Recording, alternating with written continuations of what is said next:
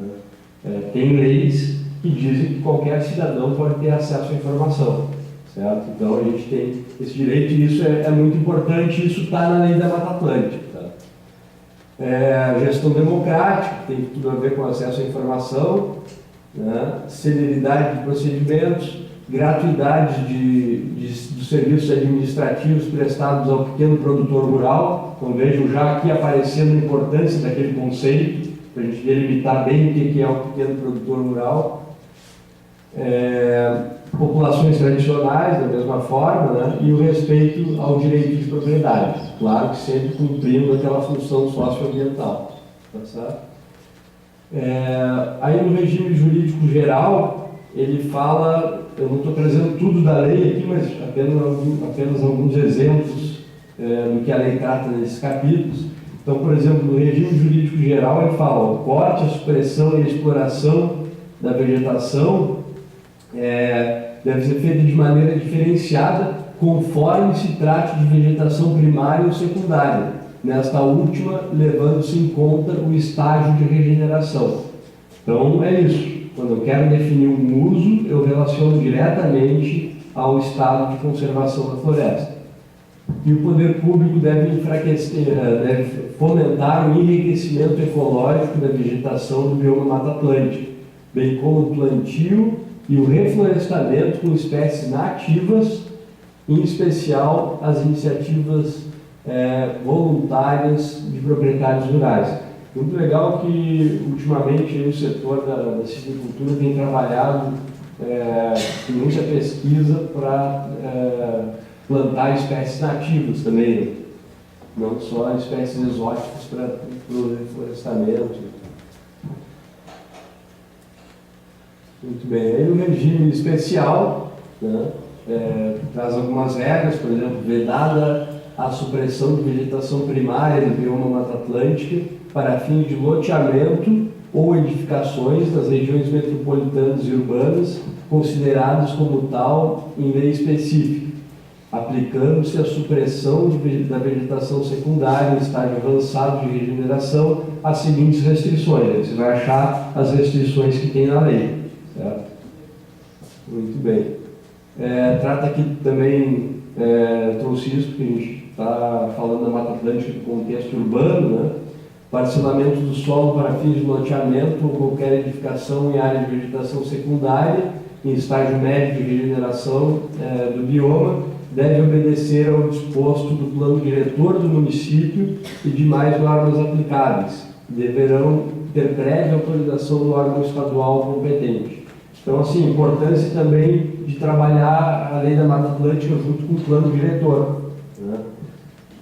E a importância também da gente estar bem conectados aí, acompanhando esses processos de elaboração dos planos diretores. Os incentivos econômicos, então, esse fundo de restauração da Mata Atlântica, eu confesso que eu não tenho certeza, mas parece que ele não foi criado ainda. Agora o BNDES tem um recurso importante para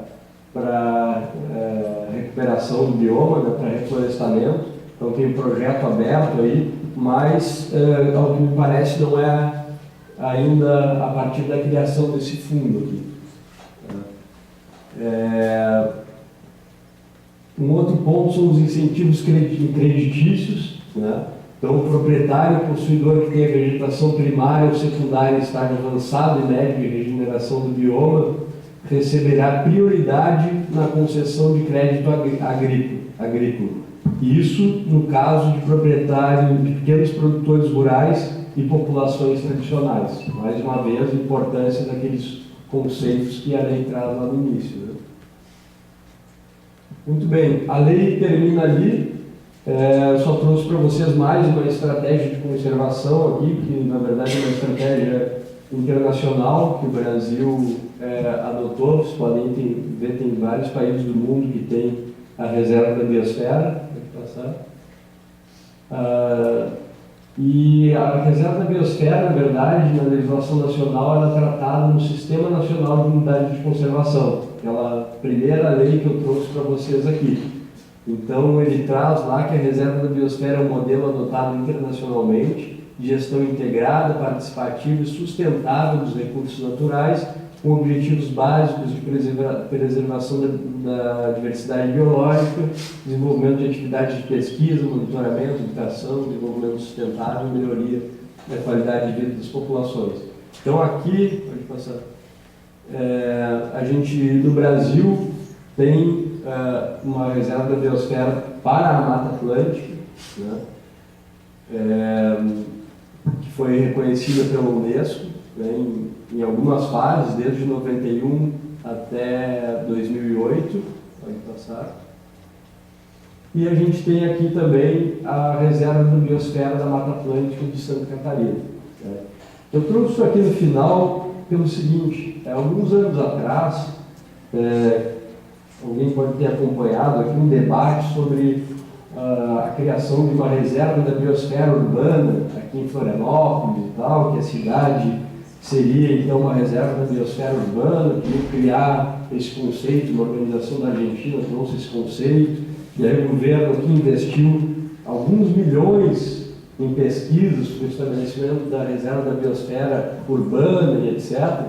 Muito bem, todo esse trabalho, com todo respeito a quem fez, foi em vão, porque assim, se a gente quiser realmente implementar uma reserva da biosfera, a gente não precisa criar nada novo. A gente já tem uma reserva da biosfera da Mata Atlântica. Tá? Se a gente quiser implementar a reserva da biosfera da Mata Atlântica, a gente tem que, especialmente, implementar as unidades de conservação, principalmente as de proteção integral. Por quê? Porque quando a gente trabalha a reserva da biosfera, a gente vai ver que as áreas núcleo da reserva da biosfera são as unidades de conservação e proteção integral, que aqui em Florianópolis eu acho que no mínimo 90% das unidades de conservação são de proteção integral. Então, se a gente quiser realmente implementar uma reserva da biosfera, a gente tem que, com seriedade, reavaliar as unidades, criar conselhos de gestores, criar planos de manejo, né, e trabalhar com projetos lá no campo mesmo para estabelecer essa reserva da biosfera. Com isso eu termino e a gente abre o debate. Se alguém tiver alguma dúvida, está aqui o meu contato também, a gente fica à disposição. Obrigado.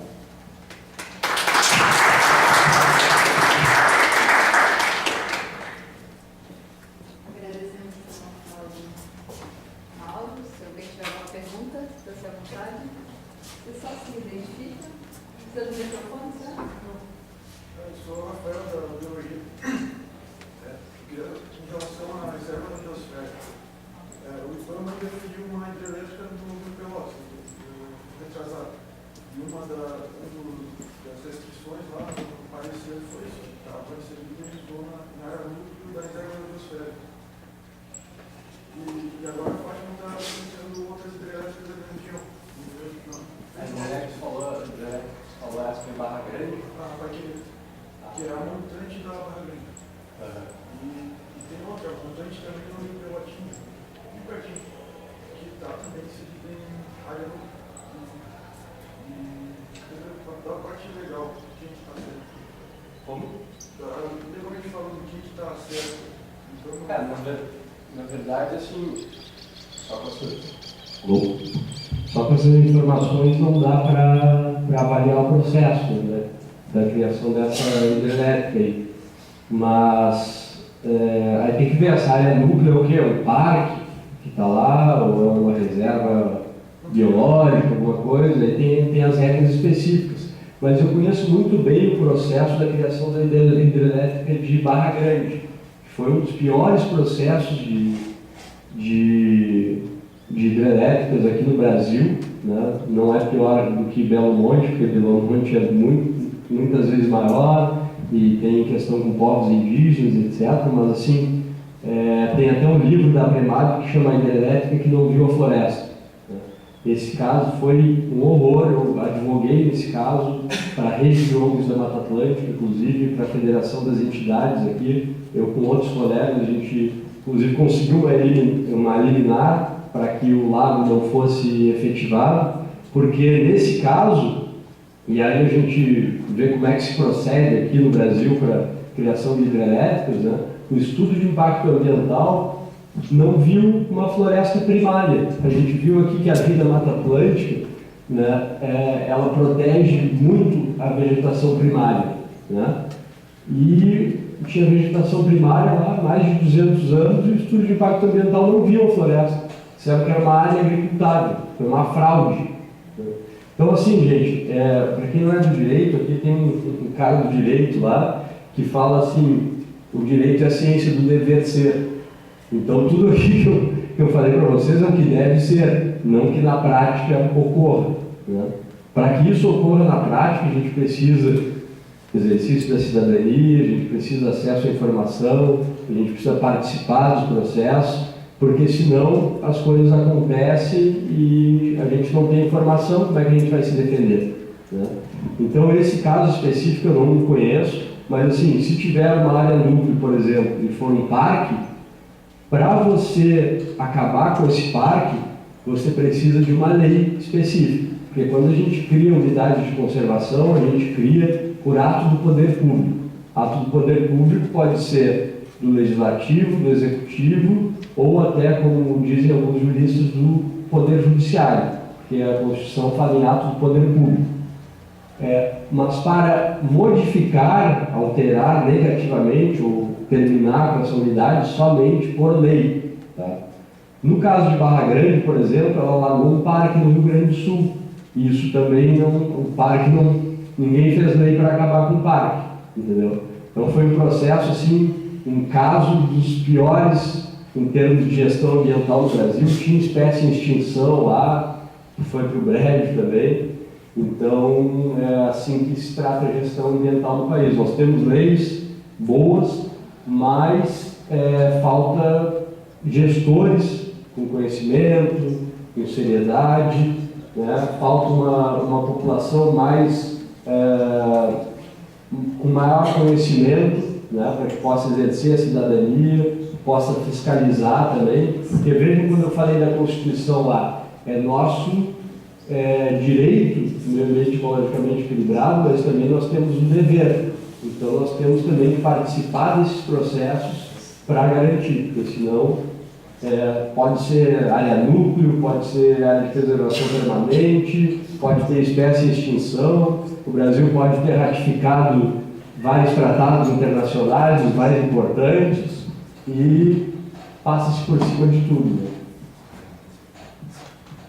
Mais alguma questão? Fala, Ricardo. Fazer uma pergunta e já pedir desculpas. Nosso professor aqui. Agradecer a oportunidade, parabenizar o nosso palestrante. Eu vou ter que sair correndo. Eu vim só rapidinho para conhecer um pouquinho da Florânia, dos trabalhos que estão sendo feitos e aprender com o Mauro, que é um cara fora de série. E o trabalho que eles fazem na Aprender aí já é, né, de décadas. E eu acho que isso que você falou por último, de capacitar, de fomentar e provocar. Estamos vendo que tem muitos pesquisadores, estudantes, então isso é necessário para a gente, né, unir os ativistas com o poder público e a sociedade civil, os estudantes.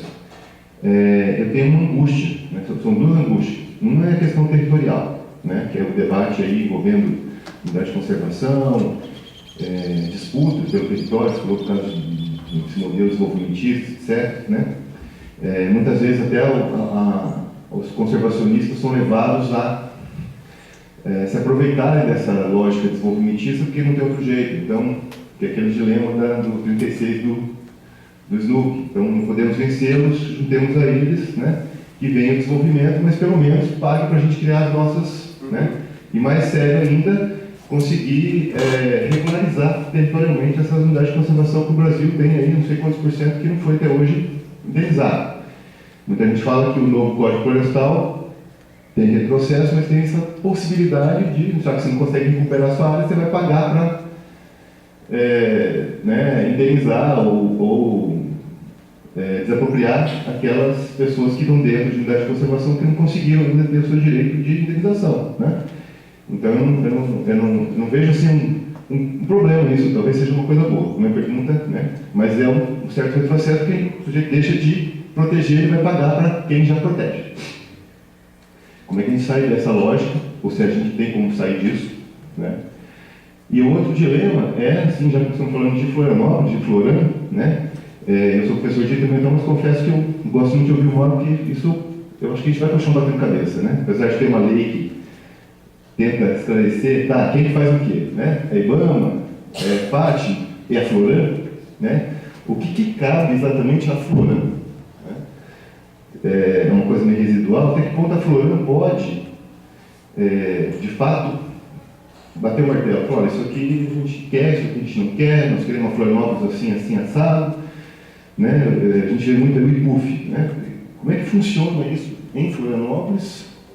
Vai ser uma coisa meio pequena, nós temos essa possibilidade, de repente você podia esclarecer um pouquinho para a gente qual é o papel de fato da Florã. Muitas fundações, municípios agora estão tendo fundações de memente, e a palavra da ordem é licenciamento, né? Isso pode ser um avanço, pode ser um retrocesso, justamente também, você bem colocou, poxa, se tiver equipe, participação, né? Muitas vezes a sociedade civil aqui em Florianópolis talvez seja diferente, porque temos aí um corpo, né, técnico, temos estudantes, universidade, então o pessoal vai, né, não deixa passar muita coisa, mas em muitos lugares do Brasil fora, a coisa vai, né, a toque de caixa, a gente vê o que está acontecendo. Então, qual seria o nosso papel aqui em Florianópolis? Qual o potencial que a gente tem na Florã, esse grupo todo aqui? Como é que funcionaria isso do seu ponto de vista? Obrigado, eu vou ter que sair. Tá? Perdi desculpas. Não, obrigado, Ricardo. Olha só, objetivamente, então, como cidadão, eu vejo um grande potencial na Fundação Municipal do Meio Ambiente, né? Eu gostaria de ver mais os diretores presentes, dando apoio ao corpo técnico. Ontem, por exemplo, a gente teve uma audiência pública para a criação de uma unidade de conservação e só estava o corpo técnico lá. Eu gostaria de ver o poder político dentro da fundação também presente, junto à comunidade, né? Mas, assim, a gente tem aqui um plano diretor que deve ser observado de perto, né?